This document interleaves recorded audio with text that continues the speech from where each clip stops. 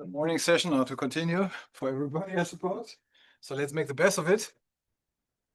Right. So in the second part, I want to talk about, so this is now part two. Then there's part three. Well, I think we get to that. So this is a topological quantization. It's complete topological quantization.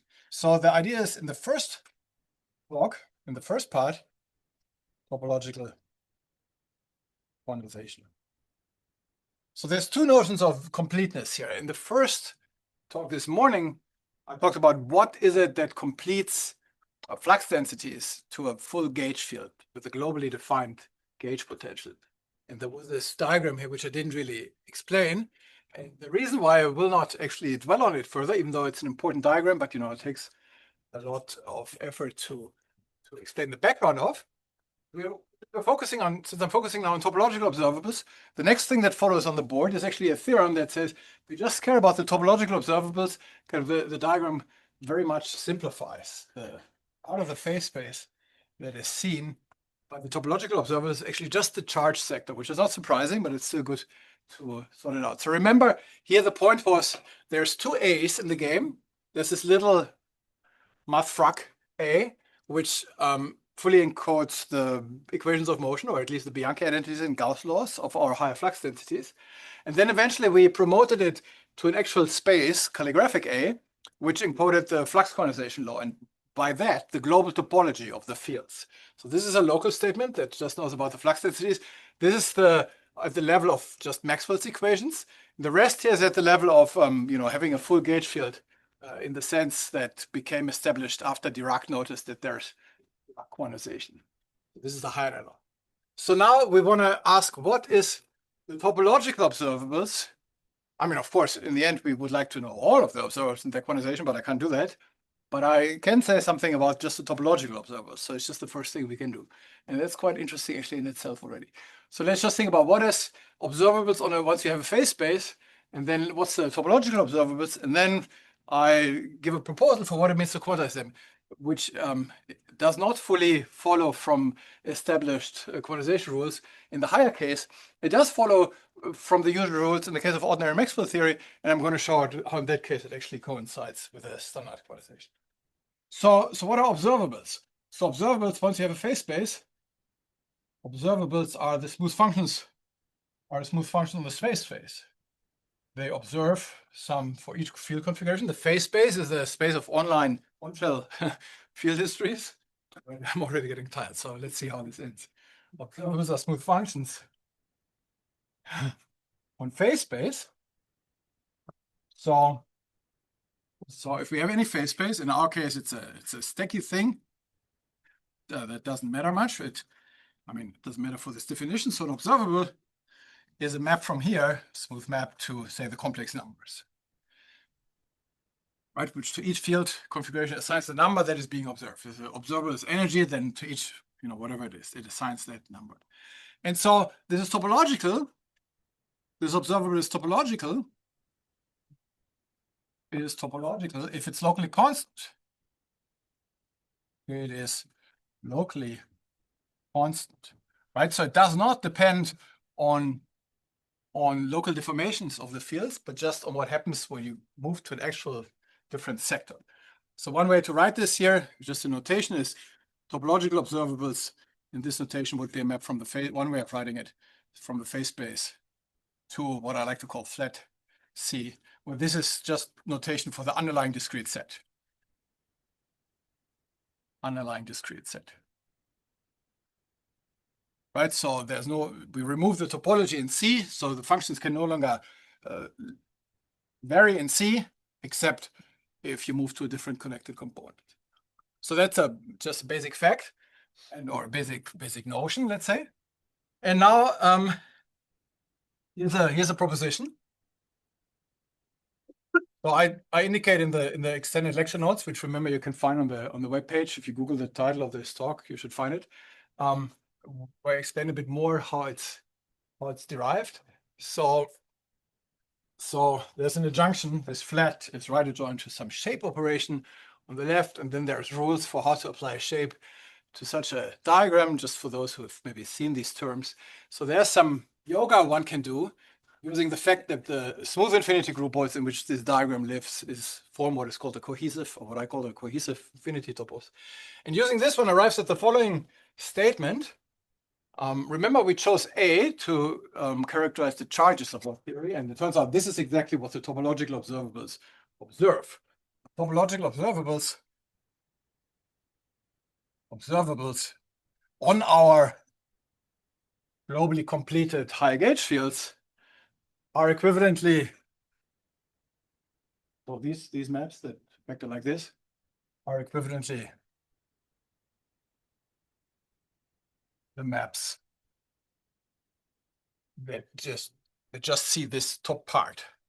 They go O top map X to, this was our Cauchy surface. This is our classifying space for the charges. And we go to here. So if you wish, you can still put the flat here. So they are actually the functions on just that part of the phase space, which is the topological sector, if you will, right? But this is the dynamical or geometric sector. That's the topological sector. They meet in this piece, and the homotopy between them was the gauge potentials that kind of mediate between the two. And it's now a little theorem here, or proposition, that the topological observables are just sort of the observables on this phase space. So this holds for higher observables. For this argument to be true, C here doesn't have to be the ordinary complex numbers. You can shift them in degrees, and then you would be able to detect higher, I guess what they call generalized symmetries these days, higher homotopy in the phase space. But I'm not going to go into this right here for time reasons. So such a map in particular already factors through, since this is zero truncated, this is just a set. So this space here, a discrete set. So this actually factors through the connected components, I0 for the mapping space, from X to the D. So, and this of course was, remember, this is also equivalently what we called the non-abelian cohomology of the Cauchy surface with coefficients in omega A. So this makes a whole lot of sense. This is where the charges live, right? Charges are here. This is the set of charges under our A quantization. So it turns out the topological observables are observables on the charges of these fields. So then let's see what to do with this. And so right here. And so at this point, I should admit that, of course, in general, or we should kind of fill in a little gap that I left here. In general, you want to put, particularly if you're interested in topological observables, but also general, you want to put fall-off conditions on your fields. So we're actually interested more generally, or more in detail, interested in what we call it solitonic field observables, solitonic field observables. So soliton is a field configuration whose charges or whose flux densities vanish at infinity. And in general, we want to allow higher dimensional solitons that are not necessarily point-like, but are brain-like, that have some extension, in which case the flux density is just meant to vanish at infinity transversely to the brain locus. So how are we going to encode this? We consider pointed topological spaces. So let's write top star for the category of pointed topological spaces. And then since our classifying space A was assumed to be connected anyway, we can just as well choose a base point there, and let's call this 0. So our classifying space of charges A with the chosen base point is a pointed topological space. And now we're going to say, well, let's promote our Cauchy surface in order to encode the fall-off conditions on fields on it. Let's promote it to a pointed topological space. So let's say it's some domain. I call it space. So the idea is this X DOM carries a point, which we're going to call the point at infinity. Right. It has a singled out point. As such, it's a pointed topological space. And we want that, X, D, without that if we remove, set theoretically, that point at infinity, we want to, the resulting topological space should be our actual XD. So we adjoin a point at infinity in some way. Oh, here's Dom, yeah. Thanks. So let's look at some examples. So if we wanna consider examples, if you want to consider p solitons, this is p branes solitons in d-dimensional space, then our XD, let's say Cartesian space in D Cartesian space, so in flat space. Right? Suppose we have fields on R to the D, so then topologically R to the D is contractible. If we were just computing the naive topological observers, nothing would be seen. But let's declare that we're just interested in the solitonic fields that have some fall-off conditions in some of the directions. So we can do this by saying that XD be as a XDOM, as a pointed space, be the result of having of an RP with a disjoint point at infinity. So if the point at infinity is disjoint, just a disjoint copy, then it means you cannot reach it. The fields cannot reach it. So it's like having like infinity is not part of the space. And then we can form the smash product with RP where we use that. So this is a square and this is a round cup. So here we do the 1-point compactification of our d minus p. These are the transverse directions. So this says, okay, the soliton core is extended in p directions, but then in the transverse d minus p directions, we adjoin the point at infinity. And which effect does this have? Well, this is the smash product. This says we take the Cartesian product and we identify all points that are infinity in either of the effectors. That's what this smash product here does. And so the point is that as we now look at pointed maps, instead of just all maps, so right here, we're looking at all maps from X to the D, XD from our Cauchy surface into the classifying space. Now, as we look at pointed maps under these conditions, it goes exactly the condition of vanishing at infinity, right? If I have now, so pointed maps between these spaces now literally vanish at infinity. They literally, take value 0 at infinity, right? So if I have here our Cauchy domain, I have a pointed map, which is our chi, the local charge, to A. So now being a pointed map means it respects these base points. It takes one base point to the other. So here the base point is the point at infinity. So it's some point in here. Here the base point is 0, the sort of the classifying point of 0 charge. And so the pointed map is one that makes this diagram commute. There's a unique map here from this singleton set. So this singleton set. So the map being pointed means exactly at infinity, it takes the value 0.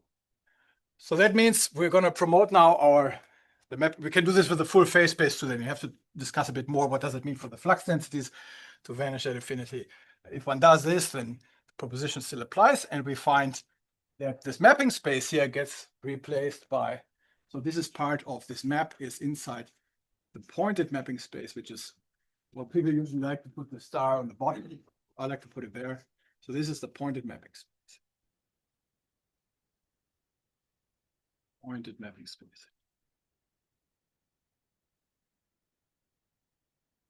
Mapping space, right? And so our little propositions that we had before now says that, maybe I continue here now, says that our observables are the functions on this pointed mapping.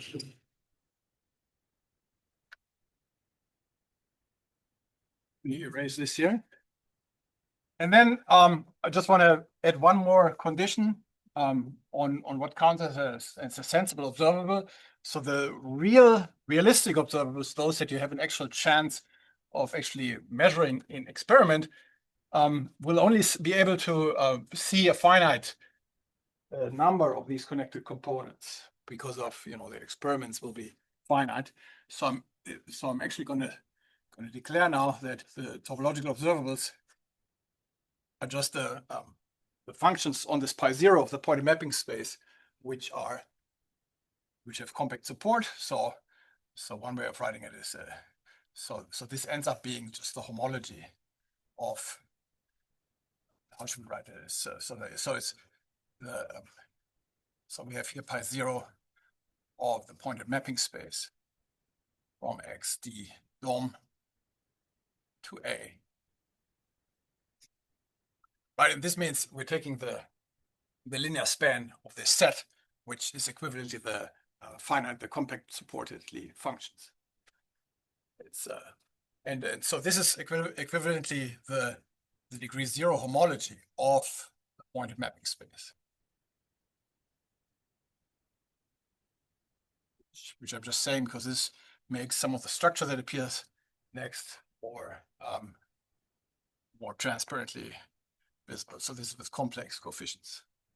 And you see, if we can play the same game with higher observables that don't just see the connected components, but they see, you would call maybe generalized symmetries, the pi n's, then we would declare, so this may be just the degree 0 ordinary observables.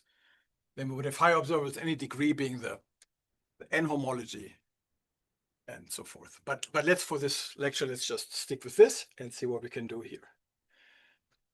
So these are, if you wish, at this point, these observables are classical in the sense that they're not carrying any product yet, let alone a quantum product. So what we want to do next is we want to see when and how there is a natural algebra structure on these observables. And for that, we're going to recall. So the question is, what is the quantum operator product, if you will, or the quantum product operator? Well, I'm not going to promote them to operators, just make a non-commutative star out of them. What is the quantum operator product that makes these quantum observables? And so for that, right, so I will offer a definition and some plausibility checks for that definition. And one of these plausibility checks is the standard law that goes back to Feynman in 1948, his first article after his thesis on the path integral, where he essentially observes that the operator product order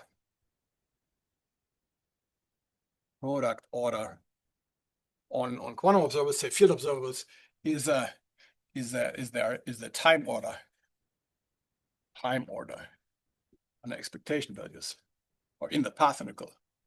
So concretely,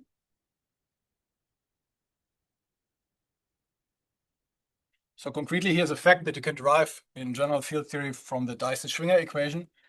Concretely, say, or specifically, if we want to compute, suppose we have a field phi.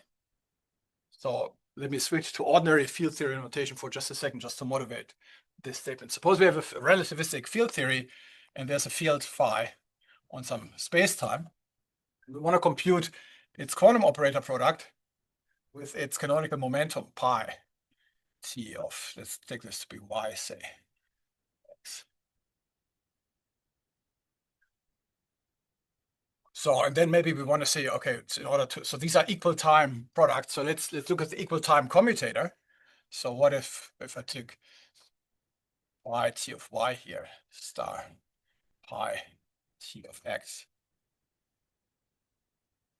So in a given state, this expectation value of this, of course, a canonical commutator that will give something like plus minus IH bar, but it's equal to under the expectation value, or in the path integral, to the time ordered ordinary product. So it's the same thing as doing limit epsilon goes from positive numbers to 0 of the actual product of, you put these into the path integral, then they become actual functions on the configuration space of fields. And then you can, as such, you can take the product. So you shift this by epsilon here, and evaluate at x times ordinary product phi t of y minus to make it clean. So to work out what the difference is by, and now we shift by epsilon because now it's on the left. Operator order is a y, I suppose. I hope I'm not making too many typos here. By t comma x. So this is a formula that follows by putting, for instance, phi into the Dyson-Schwinger equation and integrating it over a tiny little epsilon interval in time. Then this follows. So from this perspective, and this still holds, right? And so now I want to introduce one more because this relation still holds in the light front, because I want to do light front quantization. Why do I want to do light front quantization? Because otherwise we don't see the topological observables. So we're on a space-time. Let's suppose our space-time is, let's go to light front. Light front quantization. So suppose our space-time x1, d. Let's consider the simple case where it's of the form r1, 1 here times x to the d. So as a cartoon picture, there is a r1, the space here, times x, d minus 1, times r1, and here's our time direction, r1, 0. And so if we do ordinary what's called instant form quantization, we would be evolving along a foliation by spatial Cauchy surfaces. But since the time direction is never going to be, so things never vanish at infinity in time. There's no compactification in time. So as you evolve, look at your quantum observables on this, they will never see the time direction. They're time independent, these topological observables, necessarily. So in this frame, you don't see the topological. You're not going to be seeing the non-trivial operator product on the topological observable. But let's choose a foliation by time-like hypersurfaces, like so. Then in any Lorentz frame, no matter which Lorentz frame you choose, as you proceed in time here, you also have to proceed accordingly in this R1 direction. So each of these folia is now equivalent to xd minus 1, right? This is this factor here. We're evolving in this direction. So now we're moving, as we're proceeding in the foliation in the light front, we're actually moving in the spatial direction R1, which will get, if we're looking at solitonic observables, which will get compactified by infinity. And so there's a reasonable way that we can see non-trivial topology on this. So by what we just said, so this relation of the ordering still holds in the light front. Then for t replaced by what's usually called x plus, the light front parameter that I guess maybe in my picture it's x minus. Anyway, it's the thing that it's either it's x0 plus minus x1. And it's a slightly different computation. It's much harder on the canonical piece because then the one is looking at a constraint system. The pathing of the picture is still the same. Anyway, it still holds. The details are in the expanded notes on the webpage. Still holds for light front quantization. So what I'm trying to say is that light front quantization, that we should expect the quantum operator product on our topological observables to be light front ordered. And hence, since everything topologically is independent of the time direction, it's actually ordered in this R1 direction. So let's see what this means. So in this case here, we should admit that our space-time, our spatial domain is this first R1. So this is this R1 thing. But since we're looking at solitonic observables, is that R1 with a point at infinity adjoined. So we say things should vanish at infinity in this direction. And then smash with whatever remains here, d minus 1, dom. Let's look at such spatial domains. And then, it's a basic fact that the homology, how should I write it? So let's write it. Let me erase this little picture, then I have more room there. So then okay, maybe I can still fit it here. Then there's a little transformation here we can make. So the pointed mapping space out of such a smash product point at infinity adjoint to make things vanish at infinity here. Smash x d minus 1 dom. That is actually, homeomorphic as a space to. So this thing here is as a point of topological space the same as S1. And so we're mapping into A. Pointed maps into A. And so everything here depends on this one parameter, so of going effectively on S1 and time another parameter. So by something called currying or internal Hom adjunction, that is actually the same as having maps just out of the remaining piece, pointed maps out of X d minus 1 dom into A, and then loops in that. So this pointed mapping space is equivalently loop space of the remaining space, simply because this loop is the remaining dependence on this first factor. And it's a loop only in the sense that we have a field configuration that at infinity in this R1 direction has to start at 0 and come back to 0 by the vanishing at infinity condition. In this sense, these things loop here. But now, of course, the loop space has there's a concatenation product. So if you have any topology, let's call this M here. Let's call this thing M for a second to abbreviate a bit. So loops have a concatenation product, which makes the loop space actually an A infinity group or A infinity space. But let's just consider just a plain concatenation. So if you have a loop here L, let's call it L2, and here's a loop L1, and we call again these loops are kind of field histories, topological field histories or charge histories of our fields, seen now as progressing in this kind of light front direction. So this concatenation product called star usually, well, it's actually this other star. Let me try to do this I'm not good at this, but this is the star. So it goes to a loop called then L1 star. This will be a problem, L2. So it's the loop, this concatenated loop that first runs through L1, and then because they both end and start at the same 0 of configuration, and then continues with L2. So it's the thing that sends x1, which is our coordinate, remember along this light front, it's really x plus, but x plus or x1.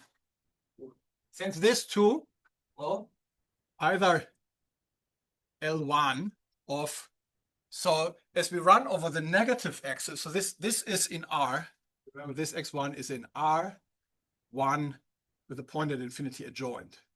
So we start running through the negative, coming from negative infinity through R, and we want to map that to the first loop. So what we can do is we evaluate L1 on the logarithm of -1 over x1.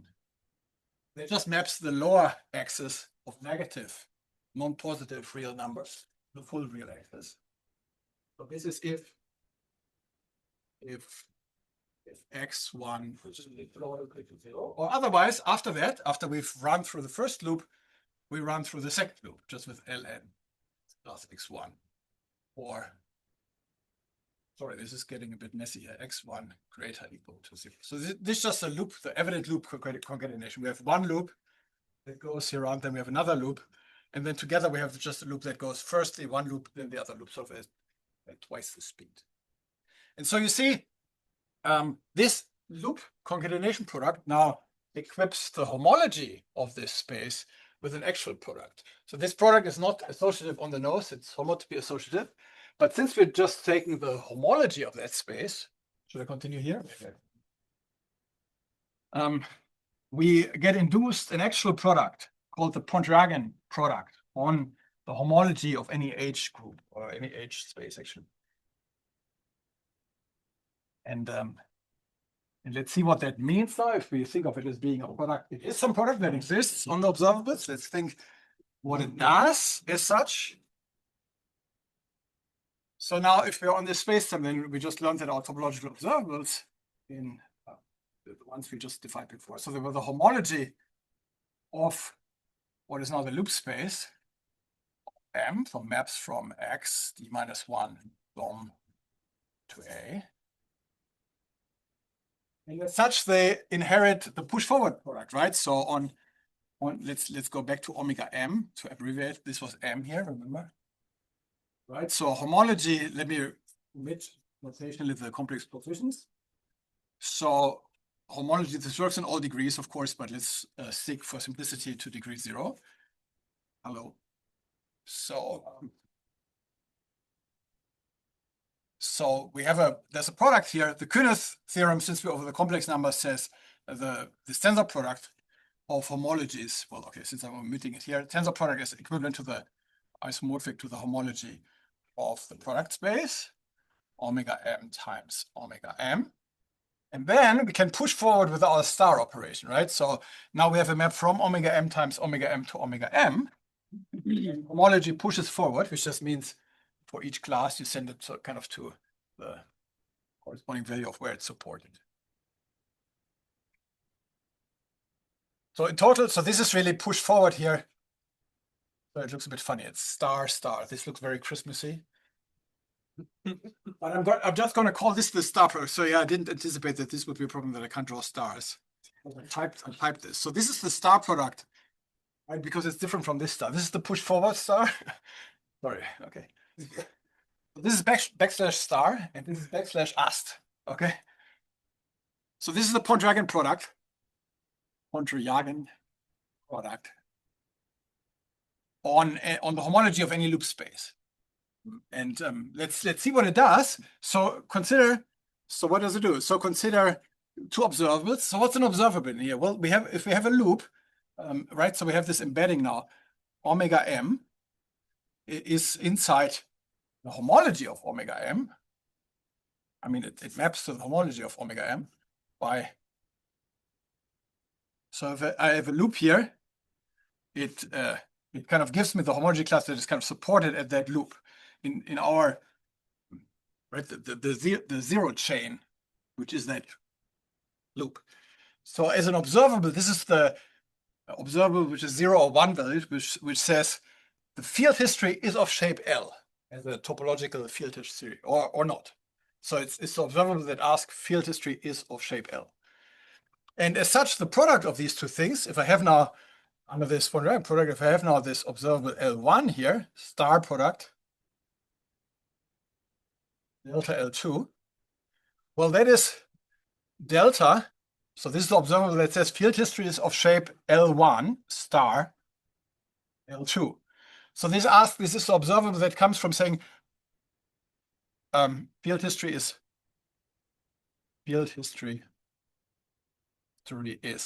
first, right here. It happens earlier in time, first of shape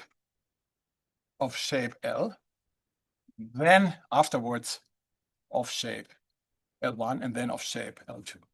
So in this sense, this is a light front parameter ordered product of these observables on our observables. You're mentioning this field history, but on that board, the first thing that you do after the first line is to forget the time dimension. So yeah, it's the light front time. Remember, so it's the history in x1 direction. The point was I went to light front so that as we proceed in time, as we proceed here, we necessarily always proceed in x1. Okay, so we're actually progressing now. Nothing happens here, but we keep progressing in one singled out direction space. That was the point of going to the light front in order to kind of couple the topology to the evolution. And but then those light fronts are also not compactified, are they? So so these things are copies of x d-1 drawn. And what that is depends on what I will going to choose. That depends on where else I require fluxes to vanish. Yeah, thank you. Yeah, so I won't have maybe time to fully go into this, but it's kind of interesting. There's a fully extended TQFT underlying the construction I'm beginning to indicate here, which gives full extended TQFT propagation in this Euclidean direction, like in all the spatial directions. And I think what I'm trying to motivate here is the way to think of what this actually does. It's actually the light front evolution. Everything kind of tacitly moves in time as we move in this x1 direction. But the x0 direction itself is not actually topologically visible. All right, so this is a plausibility argument So in the notes, I give 4 arguments for why this is the correct quantization. Another one I will maybe have time for. We'll see that this actually reproduces. So if we start with actual Young-Mills theory, not higher, or actual Maxwell theory, we can actually compute the Poisson brackets of the actual fluxes. And we'll see that this actually comes out. I'll show this maybe in a moment, depending on how things go. But this is what I'm going to declare now as our topological quantum observers. So I'm going to say topological observers, which is this homology of the charge moduli on our Cauchy surface, in the case that this direction, together with this star product. See, maybe I'm getting slowly better, maybe not. This is what this is an algebra, and this is what I'm going to take to be the quantum algebra of observables. Quantum algebra of topological observables on our higher gauge fields observables. So we'll see, for instance, in a moment, if I make it, that this reproduces exactly also the quantum observables, the renormalized quantum observables, Wilson loop observables of transheimer's theory, for instance, and some other things. So if that is the quantum observables, then what are the topological quantum states? Algebra is not commutative. Exactly. It's in general, it depends, of course. But in general, it's not commutative. Let's actually make explicit another thing that I think almost started writing and then didn't. So this, remember, H0, of course, of a space is also pi 0. Okay, let's write it out. So H0 is, of course, also the linear span of pi 0 of, okay, let's write it all, omega map. This is my M. Let's just keep writing it. X d minus 1 dom, comma A. But yeah, it's crucially in general non-abelian. And that, of course, this is by general property of what H0 is, for the 0 homology. But pi 0 of a loop space, that is, of course, pi 1 of our mapping space.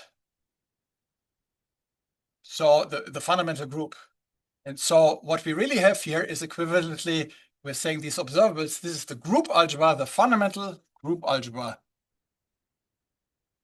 Mental group algebra, in the sense of the group algebra of the fundamental group algebra of, of the topological charges in this remaining, what in light front language would be called the longitudinal directions of longitudinal, let's say it, longitudinal local charges.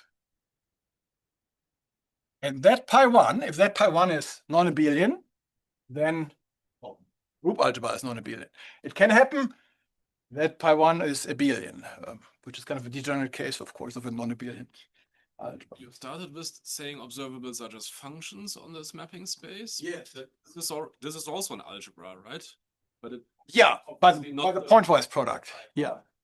That is what I tacitly used here, the pointwise product. Remember, I said the star product is kind of the pointwise product under time ordering these things. So if you think of these observables as being 0, 1 valued, they're characteristic functions that take the value 1 on the given loop, then this is the ordinary product, pointwise product of these functions.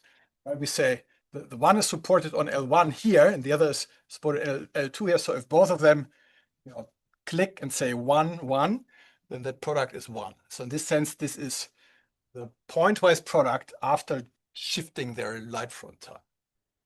Does this kind of fit into this deformation of algebra in the sense of quantization? So the thing is, why I'm introducing this is that I don't have a general rule for quantizing the higher gauge fields. But in the case of Maxwell theory, where we can apply the standard rules, it turns out to actually coincide with the refilled C-star algebraic deformation quantization of the fluxes. Maybe I get to show this in a second, or maybe I can do it now. That is one of the examples that I want to show. Let's see, where are we? Let's see, maybe I remove this here. Yeah, just right. But I just wanted to say one thing. Because where were we? The topological quantum states, or maybe I hadn't said it yet. Let's say it here.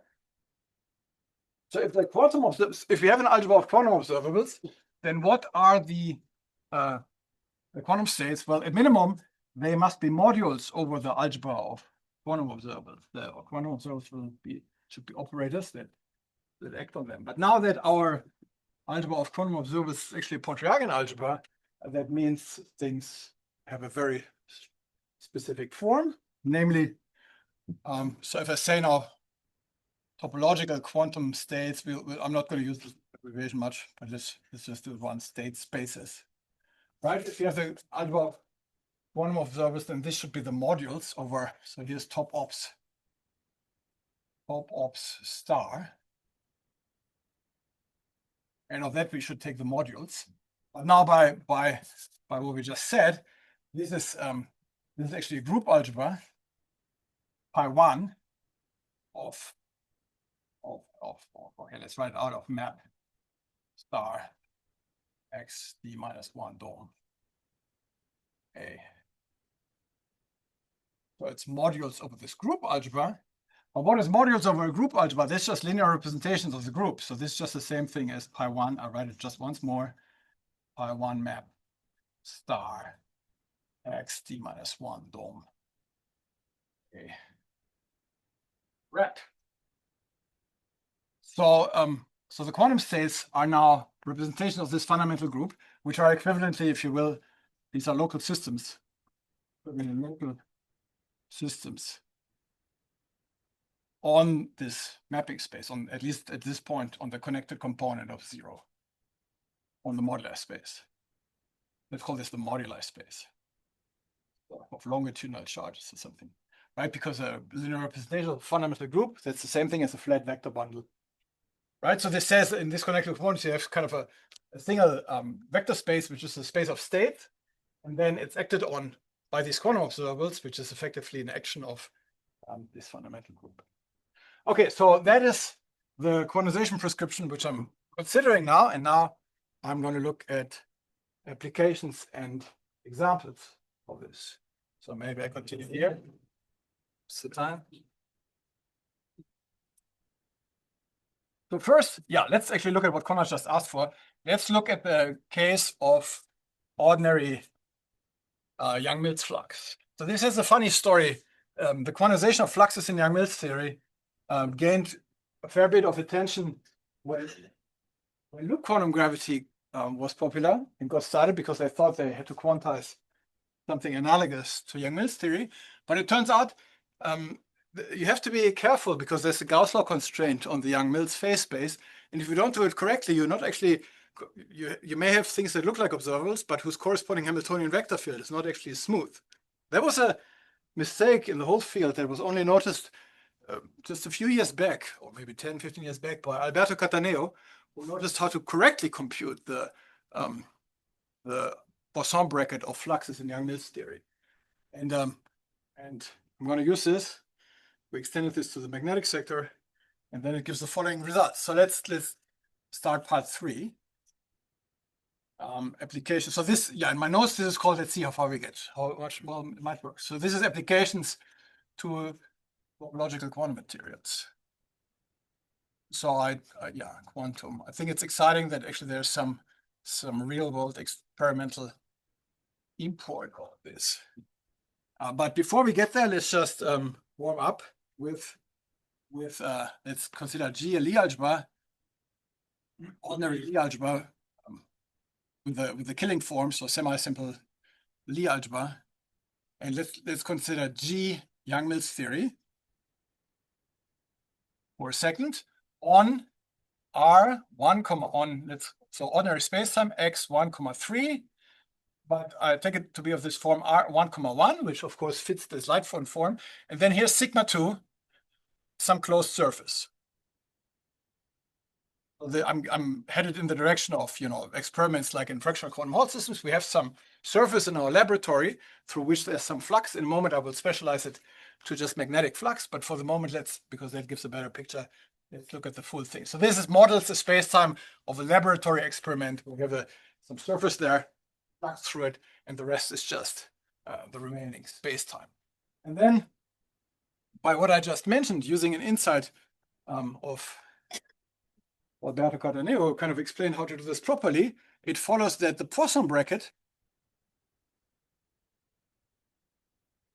Poisson brackets of, I need to cut some corners here, otherwise this becomes too long. So, but the full details. So this is in our article, flux quantum observables on quantized fluxes. So there's linear flux observables on linear flux observables, which of course defines the Poisson bracket on the nonlinear ones. So the linear ones are effectively, so there's electric and magnetic fluxes through the surface, given by two forms with values in the Lie algebra.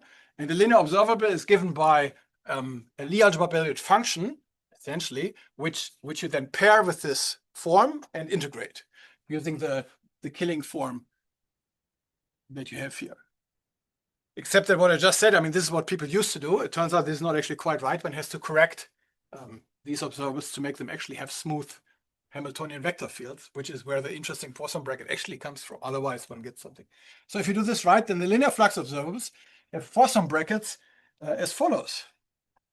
This is the Poisson bracket Lie algebra is the Frechet Lie algebra of smooth functions from our surface into the Lie algebra.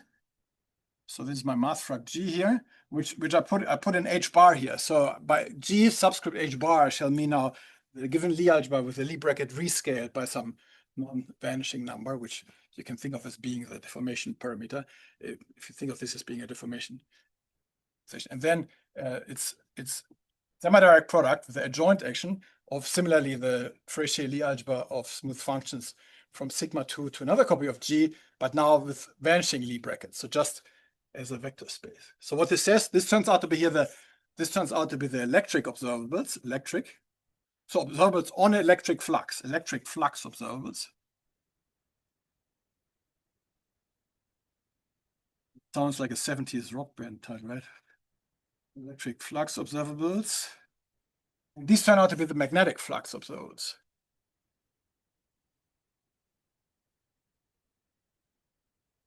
So this is some computation, which is slightly non-trivial.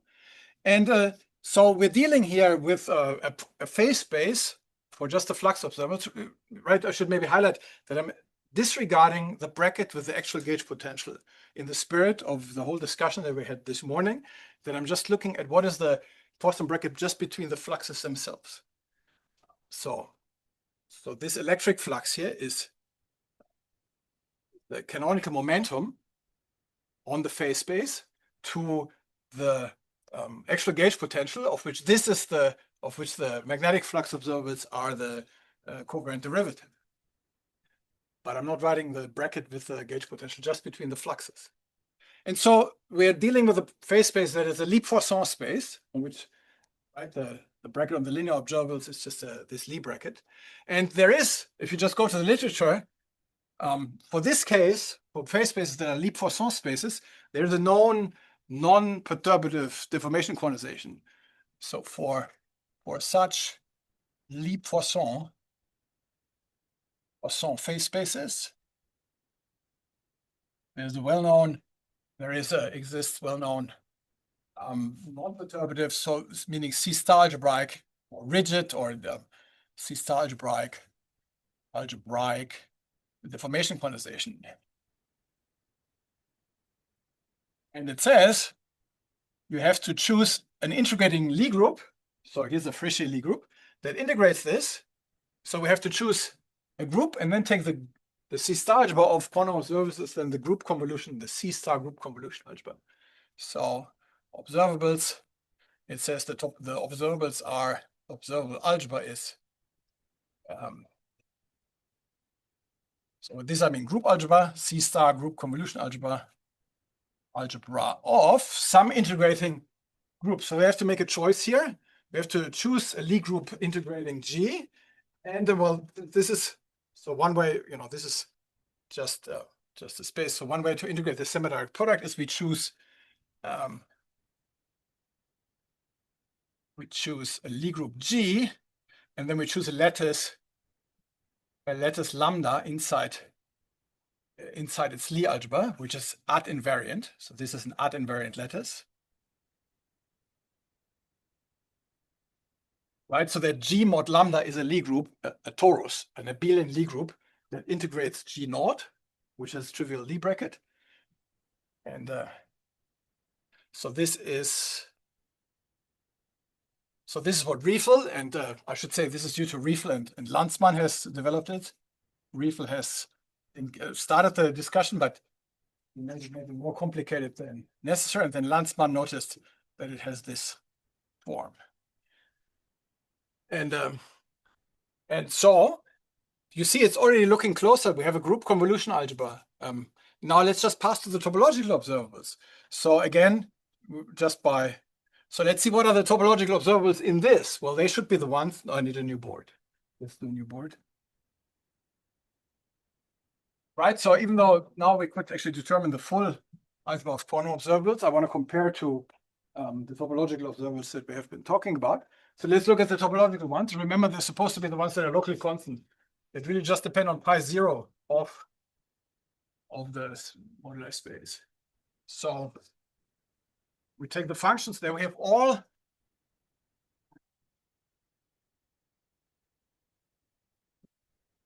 and here we have the group algebra of this full group. So the topological observables will just be the group algebra of pi0 of that group, insensitive to what happens locally with these flux densities. So the topological observables, let me write standard here maybe, under standard quantization prescription, are now a group algebra pi0 C infinity sigma 2 G L times G lambda. But this is by some basic facts. So the homotopy type of a smooth mapping space between manifolds is actually the same as the topological mapping space. So this is the same thing as pi0 of maps. So this is actually the same thing as you see already. This is the same thing. I was looking close to what we have been talking about. It maps sigma 2 to G L times G lambda. So this is G naught here. And that, of course, by standard yoga is the same thing.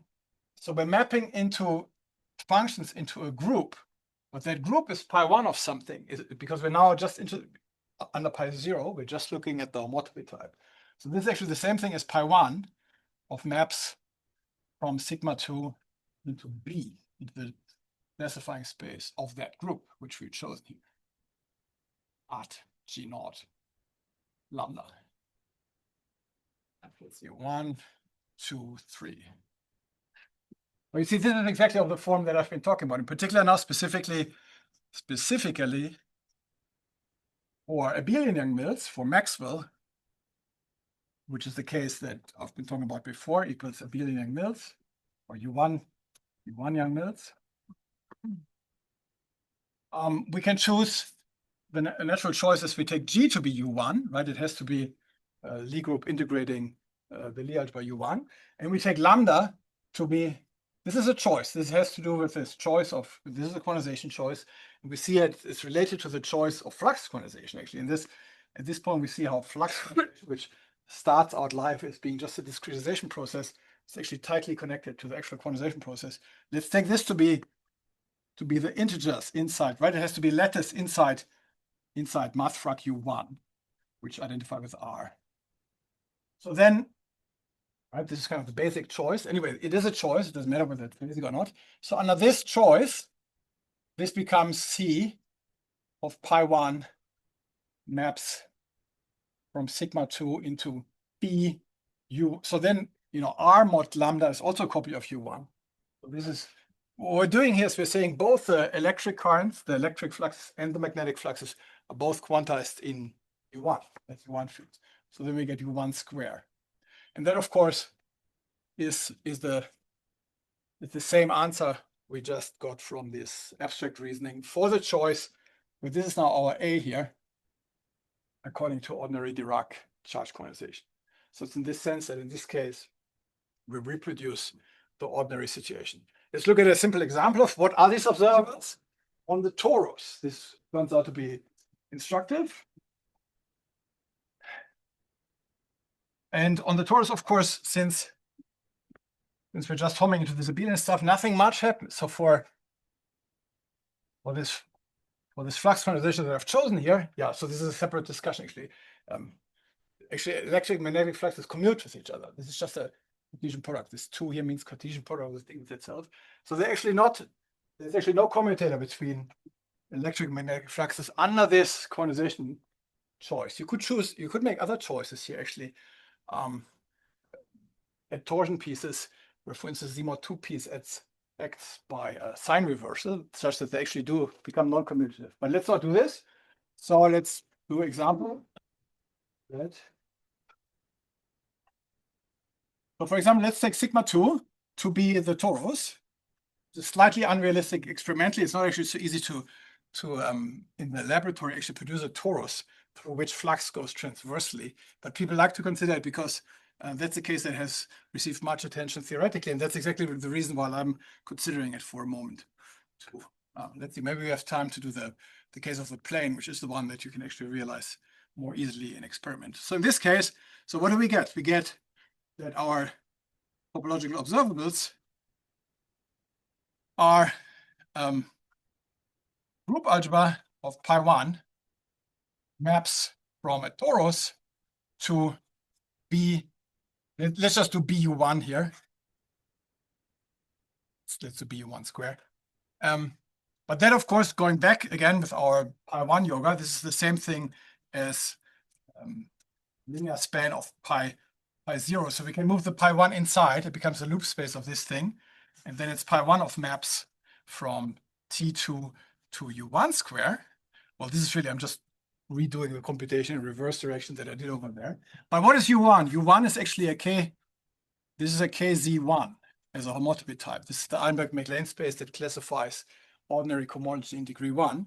So this is actually the same thing as, so pi 0 of maps into this KZ1 is actually integral cohomology of torus. So this is the group algebra of H1 of the torus with coefficients in Z. And that, of course, is the group algebra of, this is 2 copies of Z. This is ZA times ZB, where A and B refers to 2 basis cycles for our, and then maybe there's a square here for electric and magnetic. So regarding Konrad's remarks, so this is, you see, this is an abelian algebra of observables here, reflecting the fact that in Maxwell theory, the electromagnetic fluxes do not actually, they commute with each other. They happen to commute. I mean, it has to do with the fact that we're just looking at the fluxes. In the full quantum theory, the gauge potential, of course, would not commute with the electric flux, but its derivative does. So that's why it's just the topological flux observables. So it's a commutative thing. But now let's see what happens as we deform things. So written in this way, because these days, since the last 10 years or so, there's much interest in the case of fluxes on the torus that do not actually commute. These are called fractional quantum Hall systems, where actually the observables are a non-commutative deformation of this situation, namely where these Wilson loop observables, as they are, of Maxwell theory, get deformed to the Wilson loop observables of Chern-Simons theory. And let's see how that appears from this general framework that I'm talking about here. So let's suppose now we lift, let's lift. So you can, as I just mentioned, you can think of this as being particles running around, flux quanta running around the torus. And so let's lift these point-like flux quanta, in ordinary Maxwell theory, or lift, I mean, I'm just considering going from these point-like flux quanta in 4D to string-like flux quanta in 5D. So what I'm going to do, let's consider in our 5D Maxwell Chern-Simons theory, a spacetime of the form 1, 4 is a R1, 1 times, then here we take our torus or any surface times R. And in writing it this way, so I want to say we look at string-like excitations. So I don't want to compactify this here, meaning flux is only meant to vanish transversely to the string world sheet here. So I take X for DOM to be R1, which is this string direction. This is kind of a the string-like soliton that we're looking at, and then the rest is compactified, or gets this point at infinity, so that fluxes here are transfer space at infinity. And then, so we consider this now not in Maxwell theory, but this is now in Maxwell-Chern-Simons theory, in 5D Maxwell-Chern-Simons, the way we discussed. The flux is applied on the T2 or on the R, which T2? Yeah, on this thing. So exactly, let's work it out. So we consider this in Maxwell-Chern-Simons theory, flux quantized or completed. We have to say in which version, in order to compute these things, which global completion do we consider completed according to, just a moment, I'll come to your answer in just a moment, according to what I call hypothesis lowercase h, right? Hypothesis is lowercase h, which the hypothesis said that, or it had the effect through going through these little propositions that I had, that the topological observables are now the group algebra of pi1 of pointed maps. Okay, let's go through the full. Maybe I should once show it again. So a priori, we have to map the full thing, right? So we map this. Let me abbreviate it. So we have to map this X4 domain, we're sitting here, into S2 now. Right? But now this piece is R1, this is contractible, and it remains contractible as a pointed space because the base point is disjoint. So this actually does not contribute to the homotopy type of this mapping space, and only this piece does. So, right, so that's why the actual, right here, this doesn't, so the actual piece is pi1 of maps, pointed maps from just this bit, and then there's a general rule that if you have the one-point compactification product, sorry, there was a typo, sorry, choco, if you have the one-point compactification of a product, it's the wedge, the smash product of the one-point compactification of the factors. So this is the same thing as R1 with a point at infinity adjoint, smash T2 with a point at infinity adjoint, but it's already compact, so that actually makes T2 pick up a disjoint point at infinity, and then we map to A. And now I made a mistake, so this R I should have put pi, so this point is pi 0. Now it becomes pi, sorry for the getting tired, I suppose. Right, this is our R, this is our X1 direction. This is the light cone direction here. So this becomes C of pi 1 of map from pointed maps from the torus with a disjoint point at infinity, but that's just unpointed maps from the actual torus. And this is S2. Sorry, this is a bit messy now. But anyway, this is the answer. I mean, I'm just replacing in the previous formula where we had pi1 of maps from our surface into the classifying space for ordinary electromagnetism. I'm just replacing this space now by S2. And I just explained here how that can be thought of, or is to be thought of as being computing these observables in the 5D lift of the theory. So now we have the following interesting problem. Turns out this occupied algebraic topologists in the 70s. There was a Swedish, or at least Scandinavian guy, Hansen, who wrote a series of articles on this, how to compute ones of such mapping spaces. And he noticed almost, he was lacking the level number, but he observes, so there's a proposition here, which is really curious. So this goes back to the 70s and has then been cleaned up later. So what is pi1? The mapping space from the torus to S2. And it turns out let's write it here. So it's the group that are called Z2 hat, the integer Heisenberg group, integer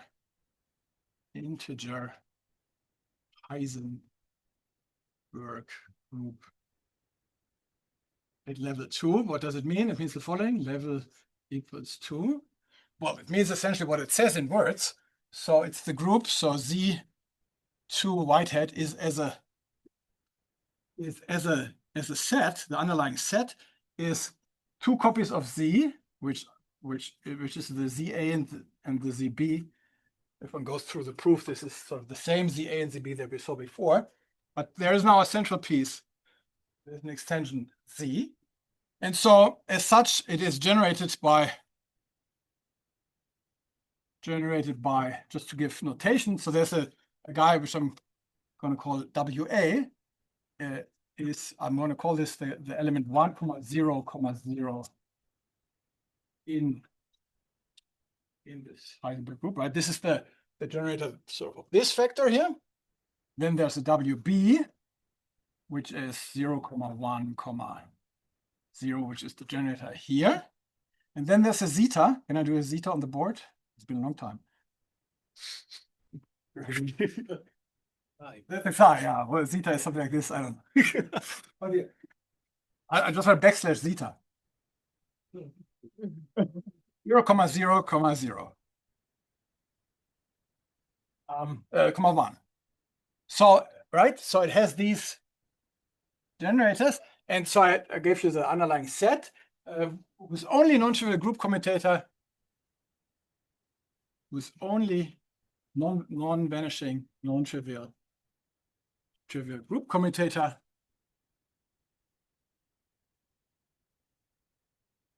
Parameter is the one between WA and WB. And it turns out to be zeta. Okay, I'll venture here zeta square. Maybe not. Zeta square. So zeta is central. And so this means, right? So this means WA times WB, or depending on conventions a bit, it doesn't matter, times WA inverse times WB inverse. That is the group commutator. Like finite version of an actual commutator of observables. So and this means level 2. So there's such Heisenberg extensions of Z square at any level where this group commutator is zeta to the n. But it's particularly the one at level 2 that comes out here, and that is striking because this is exactly because C, the group algebra of this, is exactly the algebra of observables like in standard discussions of, first of all, your one Chern-Simons theory, Chern-Simons, Wilson loop observables, you want Chern-Simons on the torus with this particular square factor here. And secondly, kind of in the modern application of this, it's equivalently the algebra of observables on what's called FQH anions on the torus. So let me say a word on FQH onions to show what this is and what on earth it has to do with flux quantization, because it's a fascinating topic in that it actually has been observed just in the last years, just the last 4 years. Several groups have actually seen this braiding phase zeta, not on the torus though, but in the plane. But anyway, that braiding phase, and it comes about as follows.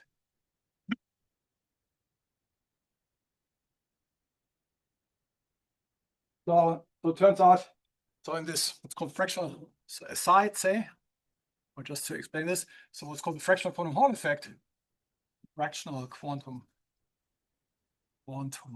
Hall effect or system, we abbreviated FQH.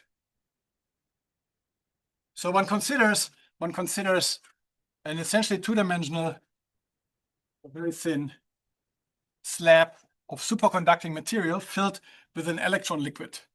So this is called a 2D electron gas. 2D electron gas. And then one puts this in a transverse magnetic field, which is so strong and so fine-tuned. So this is transverse magnetic flux.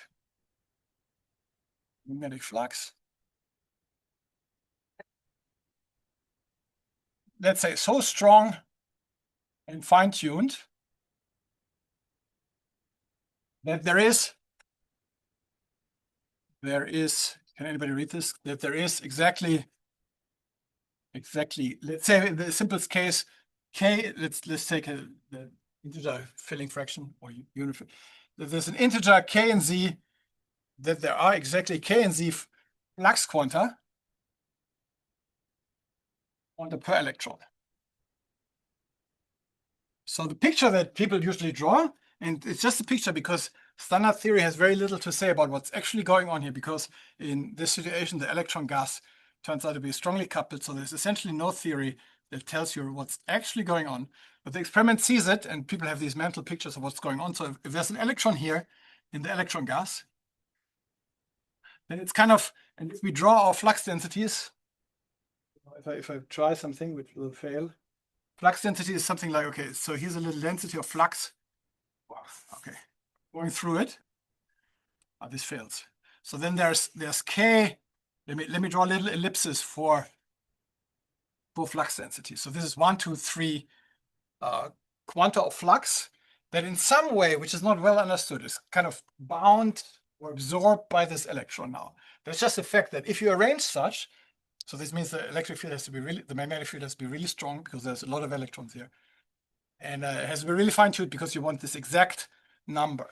And then something special happens. Namely, what happens is, that is a fractional, well, first of all, if you look up this, in textbooks or Wikipedia or something, it will tell you something about the Hall conductivity and stuff. But what interests us here is that now if you introduce a surplus flux quantum, so suppose now here's one more flux quantum, which is not paired to an electron. So suppose you tune up your magnetic field just a tiny bit. So this is surplus flux quantum. Then, well, the picture people have is, first of all, this surplus flux quantum induces, by standard analogy, if you put a little magnetic flux, you introduce a vortex. So people speak of this being a vortex associated with it, as a vortex in the electron gas. But the point is that, can I draw it in this picture? The point is that if you have two of these, no, I need to draw in the picture. This has actually been measured just in recent years. Suppose you have two of these surplus flux quanta, here and here. Let's write a time axis here. And now you braid them around each other. So let's take their cores and let's move them. So it's a bit delicate for, like you should ask, well, how does one actually do this? One runs certain currents in these systems and is being clever and moves them around so that at some later time, they have exchanged positions like this. Then actually the phase of the system, the total quantum state of the system changes by a phase. It changes by e to the pi I over k in the simplest case. So it picks up a braiding phase. It's called a braiding phase. So this is what one calls that these flux quanta behave like onions. And so we see now, well, this is the situation on the plane, and on the torus, the same effect gives this algebra where this braiding phase here now couples to so this is the braiding phase, and these would be called Zack phases in the solid state physics terminology, coming from going around the non-trivial topology of the torus itself. But anyway, it's this braiding phase here that we're looking at. And so it looks like this flux quantization in two-homotopy models exactly kind of the effective deformed dynamics of the surplus flux quanta. And so this is something that actually kind of exists in experiment. And the interesting thing is, I guess I don't think I have time to speak about this, but at this point we have just reproduced something that is known. And you see this formalism now allows us to plug in for sigma 2 more interesting surfaces. For instance, we can plug in punctured surfaces, which as such have not been considered in the solid state literature before. And maybe there's no tools, I don't know, really to do this. But in this formalism, we can easily compute it and get predictions for what happens in fractional quantum Hall systems if the system is punctured, which means essentially that there's some regions where the flux is expelled. Punctures are sitting at infinity. But so what should I, let's say I should come to an end probably. So there's two things I guess I wanted to say. So I can say more about how this picture, should I do this? So I can say more about this braiding phase comes out exactly, we look at the plane, how we exactly reproduce a renormalized Wilson loop of observables of Chern-Simons theory. But let me close by saying something more fun. So this old, I mentioned this old theorem here. This is from the 70s. Goes back to Hansen. Goes back to Hansen. In the 1972, I forget, or 1974. Okay, 1974. Who didn't quite get the full formula. He didn't see that is exactly level 2. That was found in the 80s by other people. And it turns out actually there's found a new proof of this theorem, which actually works generally. So we can actually apply the analogous situation to finally have an example in 11-dimensional supergravity. So let's see if we find anyons of this flux form. Let's see if we find anionic C-field flux quanta under completing 11D C-field. Consider 11D completed according to hypothesis capital H.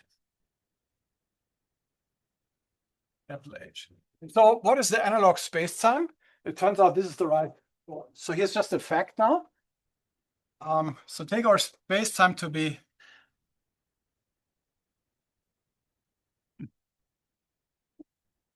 so there's a background space-time of the form, the way you want to think of it is there's solutions of 11-dimensional supergravity of the form ADS3 times S3 times S3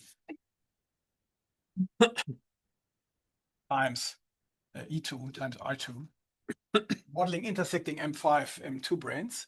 And if we go to the Poincare chart of ADS3, then this becomes topologically a factor of R1, 3 on the Poincare chart. And so we consider X10 DOM to be R. I need to count correctly. 1, 2, 3 times, and here we have R times S3 times S3. And we're going to say that this is the piece where our solitons, we're looking at these 3-dimensional solitons here. We get the point at infinity disjointly, and then the transverse space gets compactified. And then our formula says that, and that's going to be the proposition, right? The formula says that the topological observables on this are the pointed maps from this space into S4 now under hypothesis H. And the proposition is that so the topological observables are group algebra of pi1 of pointed mapping space, or just the mapping space after this is already compact from S3 times S3 to S4. You see, this is the analog of previously had the torus here, T2, which you should think of as being S1 times S1, and we had S2 here.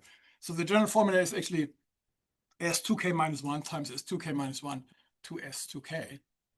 It's always of the form up to torsion, integer Heisenberg group. The torsion piece in this case is Z mod 12. So this is just a fact. It's just saying that if you do this completion of the C field under hypothesis H in 4 homotopy, and then the flux observables on the space-time are just of this form. It's just a fact. Whether or not this is the correct flux quantization is another question. But if you take this hypothesis, then that appears. So this is the same up to this torsion piece here, which is just another central piece. It's the same integral Heisenberg algebra that is the algebra of observables on FQH anions. So something like this exists in 11D. And at this point, maybe, I don't know, I'm running out of steam. How about we stop? Thank you very much.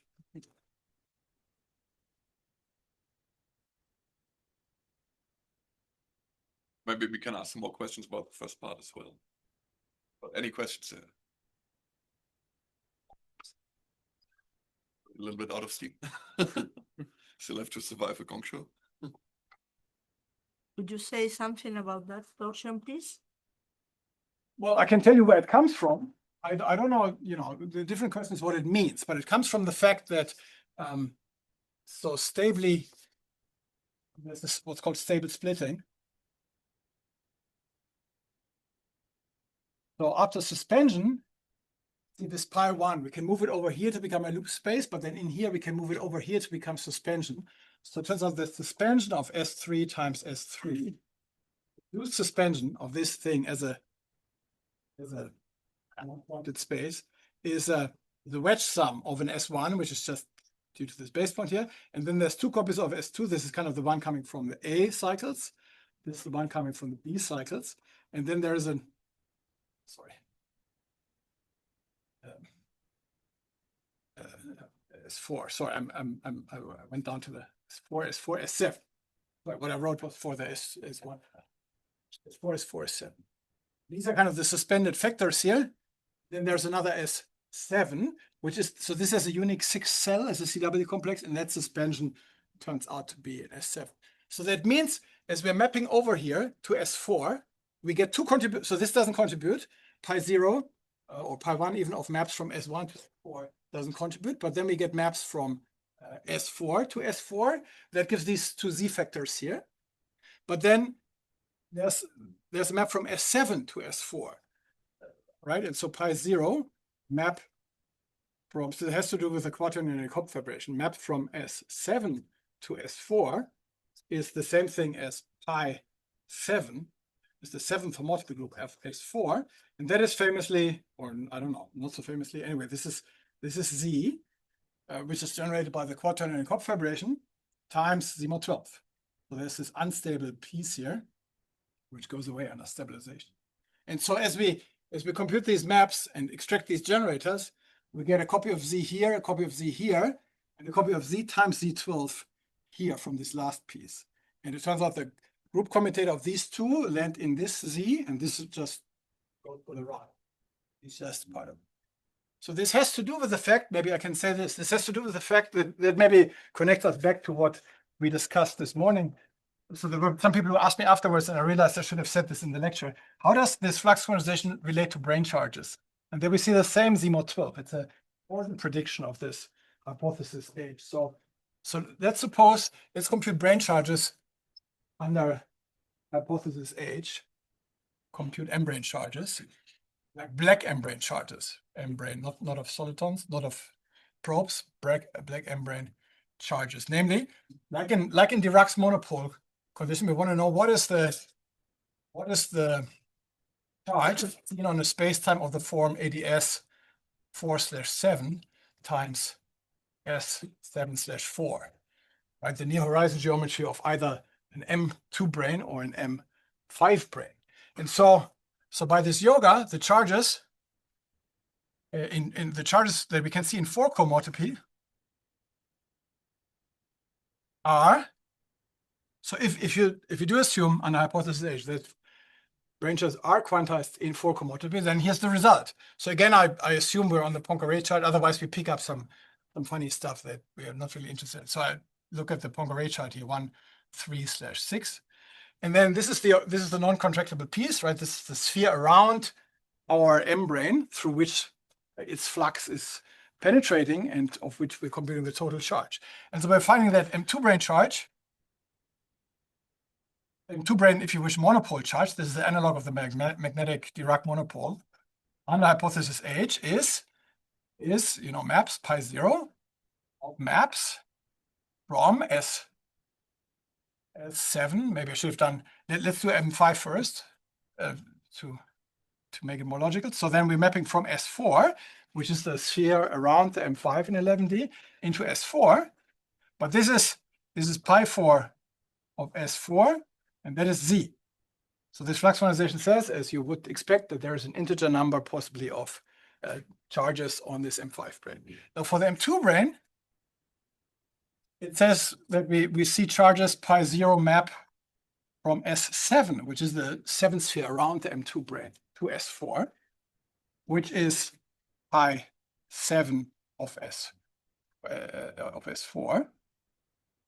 And that is Z, but then it has this torsion piece, which is kind of the first prediction, if you like, of this hypothesis H. So it says there's an integer number of M2 branes, but there's some exotic, it predicts there's some kind of fractional M2 branes here, whose which have charges in Z mod 12, so that if you have 12 of them, they vanish again. And it's that Z12, which we're also seeing here.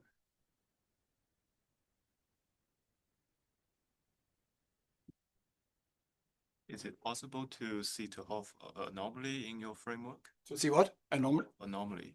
The Toft anomaly? Yeah. Like which Toft anomaly? On which? No, I don't know. I don't think so. But So, like, if you want to gauge one electric symmetry in the Simon series, and you cannot simultaneously gauge the other magnetic U1 symmetry because there is a existence of the Hove anomaly.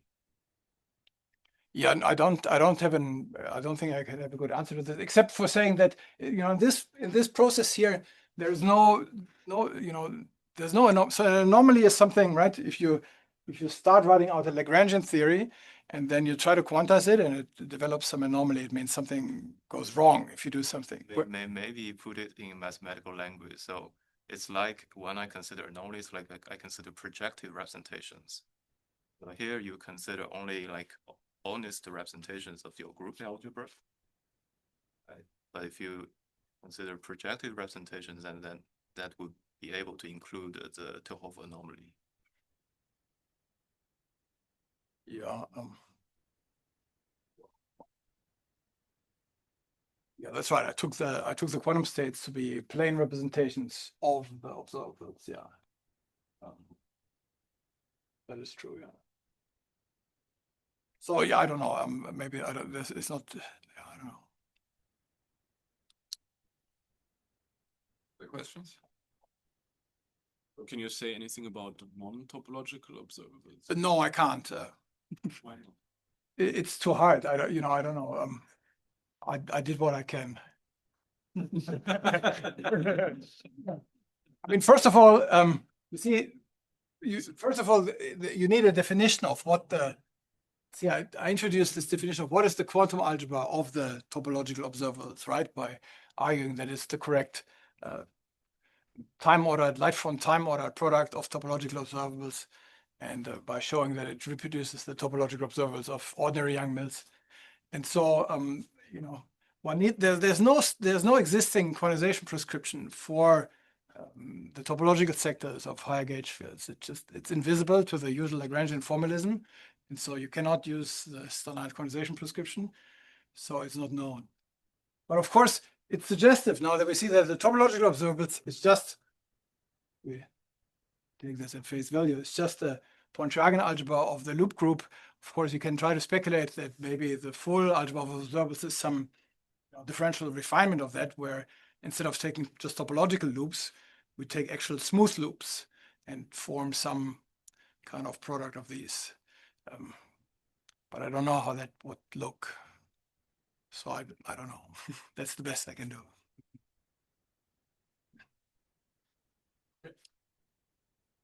Then thank you very much again.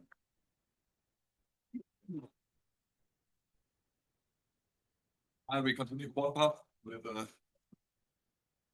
if everybody